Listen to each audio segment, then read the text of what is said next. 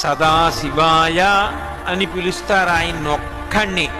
శివ అంటే మంగళప్రదుడు, శివ అంటే శుభములనిచ్చువాడు, శివ అంటే క్షేమంకరుడు, శివ అంటే ఎప్పుడూ అవతల వారి యొక్క అభ్యున్నతిని కోరుకునేటటువంటి వాడు తప్ప ఎప్పుడూ ఎవ్వరిని పాడు చెయ్యని వాడెవరుంటాడో ఆయనకే శివ అని పేరు.